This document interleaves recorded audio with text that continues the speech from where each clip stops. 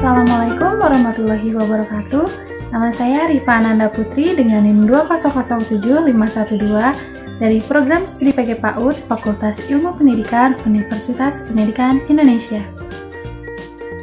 Untuk memenuhi salah satu tugas mata kuliah bermain yang diampu oleh Dr. Elis Kurniati, MPD, pada kesempatan kali ini saya akan memaparkan salah satu materi yang sudah dipelajari, yaitu teori bermain klasik.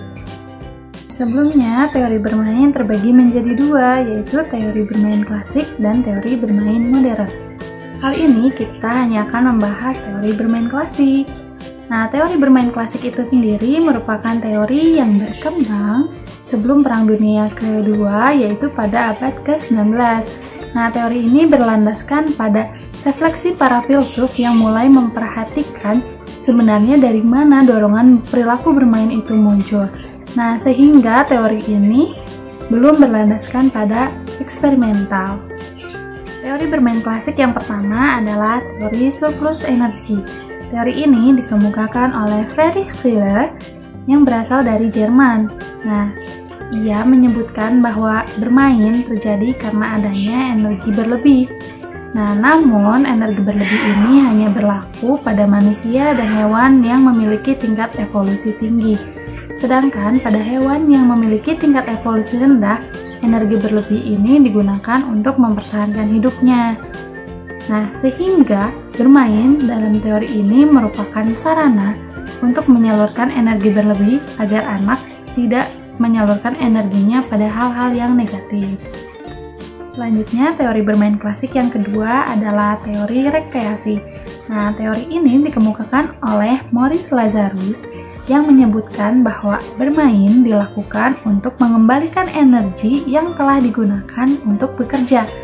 Umumnya, orang mengembalikan energi dengan cara beristirahat.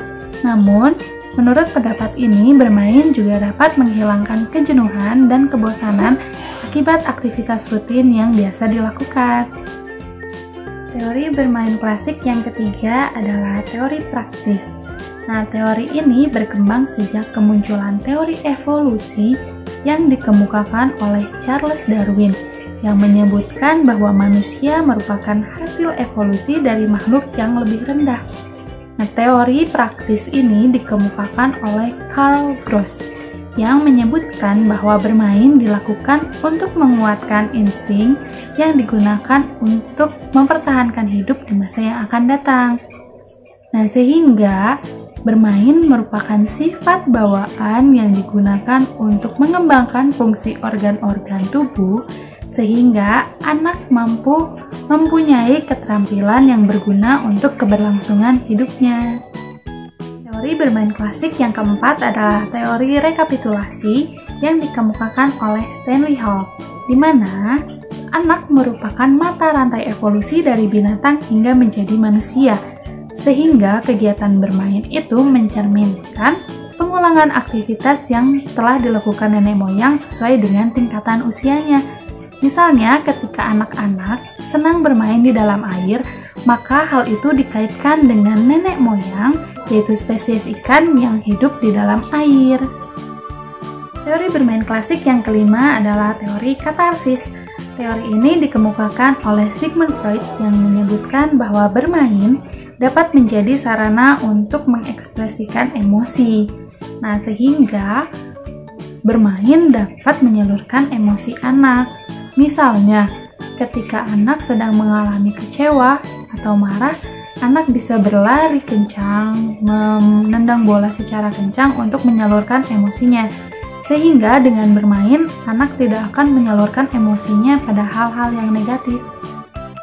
Itu tadi merupakan 5 teori bermain klasik yang sudah berkembang.